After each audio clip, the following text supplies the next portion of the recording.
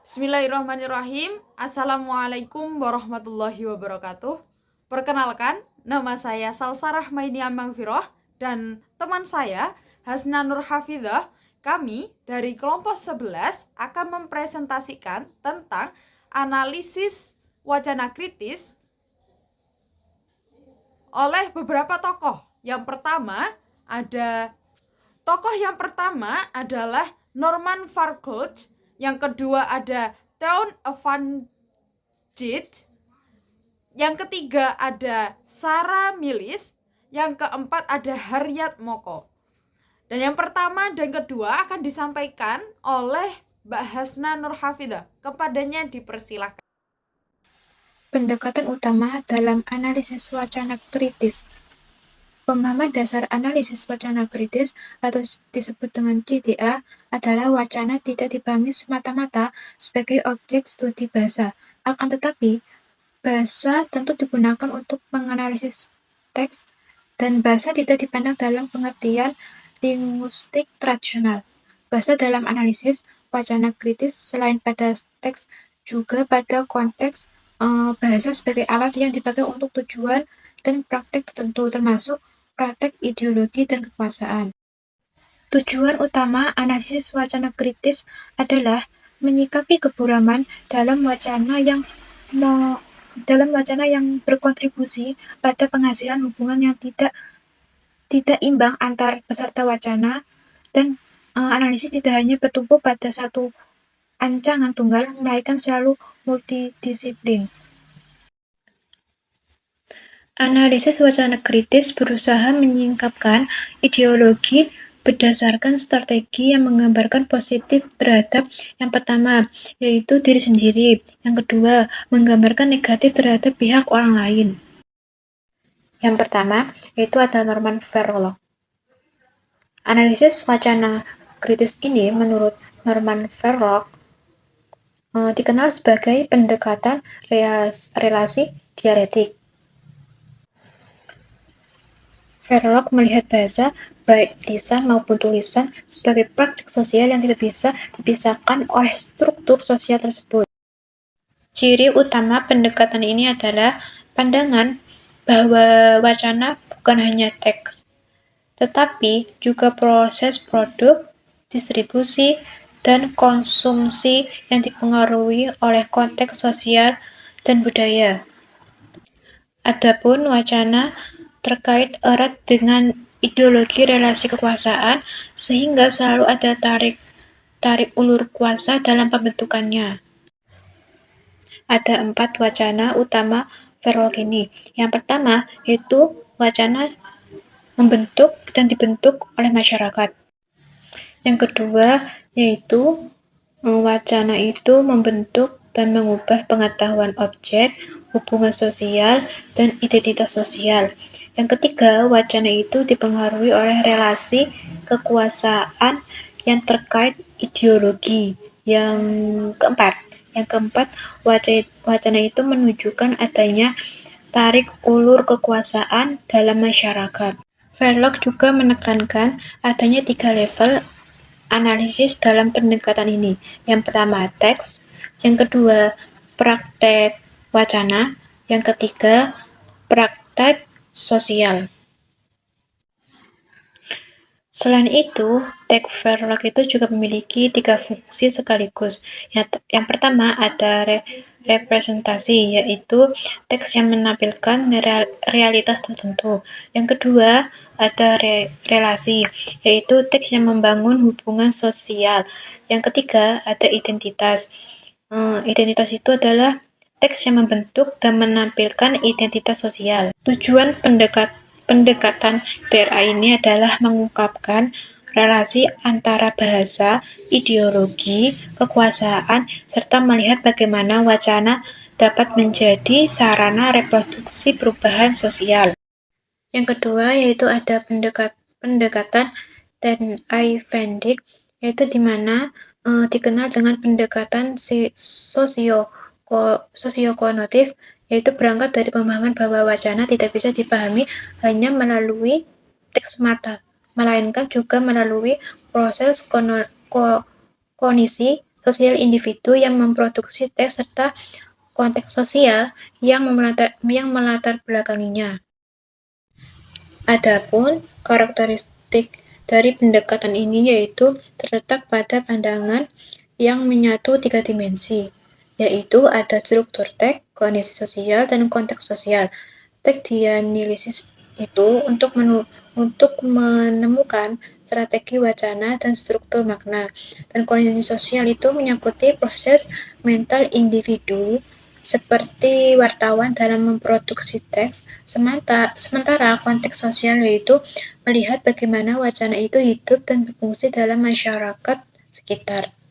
Sedangkan secara teoritis, landasan pendekatan ini adalah bahwa wacana merupakan refleksi dari cara pandang membuat teks terhadap realitas sosial. Cara individu tersebut memaknai suatu kenyataan akan menentukan bagaimana teks terbentuk, teks dipilih strukturnya, serta gaya bahasa yang digunakan. Karena itu, teks selalu bersifat ideologis dan syarat dengan makna yang dipengaruhi oleh kondisi dan kondisi sosial tertentu. Sedangkan tujuan analisis wacana kritik pendekatan ini yaitu mengungkapkan relasi kekuasaan, ideologi, dan kepentingan yang tersembunyi di balik teks tersebut dengan membongkar struktur makro, superstruktur, dan mikro. Penelitian dapat memahami bagaimana suatu peristiwa atau isu konstruksikan, serta bagaimana konstruksi tersebut memengaruhi cara masyarakat untuk melihat realitas tersebut. Yang terakhir yaitu ada metodologi. Pendekatan ini umumnya berupa analisis teks secara mendetail pada 3 tingkat struktur wacana yang kemudian dikaitkan dengan kondisi sosial, pembuatan teks, serta konteks sosial yang lebih luas. Analisis ini dilakukan dengan menelaah tema, kerangka, dan unsur kebahasaan yang dipakai, lalu dipadukan dengan pemahaman tentang proses produk teks dan kondisi sosial politik yang melingkupinya. Selanjutnya saya akan mempresentasikan tentang analisis wacana kritis oleh Sarah Millis. Menurut Sarah Millis, analisis wacana kritis atau AWK merupakan pendekatan feminis dalam studi wacana yang bertujuan untuk mengungkap ideologi gender, khususnya bagaimana perempuan itu direpresentasikan dalam teks media, sastra, atau komunikasi. Nah, Sarah Millis itu adalah seorang sarjana berasal dari Inggris yang mendalami tentang feminis, seperti itu. Kemudian, beliau menentang ketidaksetaraan gender yang terjadi pada sebuah teks. Dan model ini sering disebut dengan feminist stylist. Kemudian ada 2 model di dalamnya. Yang pertama adalah posisi subjek dan objek, dan yang kedua ada posisi pembaca. Subjek itu menganalisis bagaimana perempuan itu diletakkan pada teks. Apakah sebagai subjek aktif atau pemilik pandangan atau pelaku aksi, objek pasif yang dilihat atau dimarginalkan, atau bisa kita disebut sebagai pelaku kekerasan oleh subjek laki-laki dalam konsep gender. Kita akan mencoba untuk mengidentifikasikan teks. Teksnya adalah perempuan X ini suka memprovokasi dengan pakaiannya, menyebabkan konflik antar golongan. Mereka harus dikontrol agar tidak merusak harmoni sara atau suku, agama, ras, dan antar golongan. Nah, posisi dari subjek objek terletak pada laki-laki yang sebagai pelaku atau sebagai penilai. Kemudian objeknya adalah si perempuan tersebut, perempuan X, sebagai yang dinilai. Kemudian sisi pembaca sebagai saksi pasif yang setuju dengan wacana dominan harmoni sara. Dan pada teks ini pembaca dipaksa untuk mengadopsi pandangan tersebut.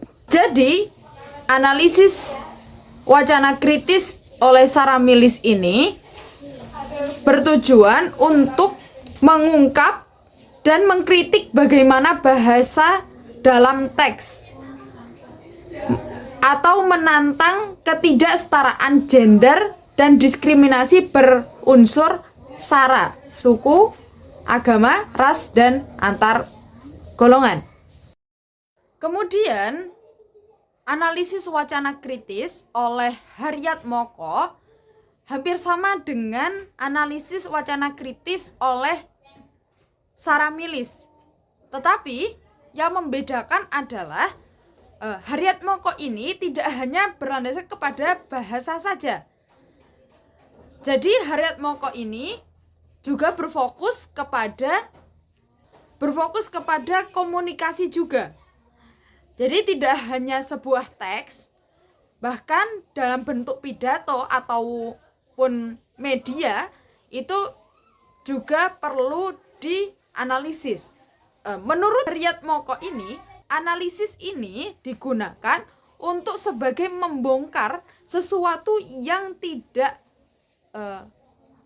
sesuai di balik semuanya. Kemudian karakteristik utama analisis wacana kritis Harriet Moko yang pertama pada landasan teori, yaitu wacana sebagai konstruksi ideologis. Jadi bahasa itu bukan netral, tetapi mencerminkan atau memperkuat relasi. Jadi penggunaan bahasa itu sangat penting. Kemudian pengaruh utama ini adalah sebagai pengambilan ide yang terdapat pada sebelum-sebelumnya, seperti Feyerabend, 3 dimensi, teks, praktek diskursif, praktek sosial. Terus kemudian ada Van Dijk yang memiliki ide ideologi dalam berita, ataupun Wodak, wacana historis. Jadi Harriet Moko ini juga mengambil ide-ide dari mereka. Kemudian tujuan dari Harriet Moko yaitu mengungkap sesuatu yang terselubung. Kemudian metode yang digunakan oleh Harriet Moko yang pertama adalah deskripsi teks. Kemudian interpretasi praktek diskursif. Yang ketiga, penjelasan sosiokultural. Yang keempat, refleksi kritis. Dan yang kelima, pendekatan interdisipliner. Deskripsi teks adalah analisis elemen bahasa. Ya, ini kita memerlukan untuk langkah yang pertama adalah deskripsi teks, yaitu menganalisis penggunaan kosakata bahasa dalam teks tersebut. Kemudian interpretasi praktek diskursif adalah bagaimana teks itu diproduksi atau dikonsumsi. Jadi setelah dari pemilihan kosakata, kita juga perlu mengetahui siapa yang dianut.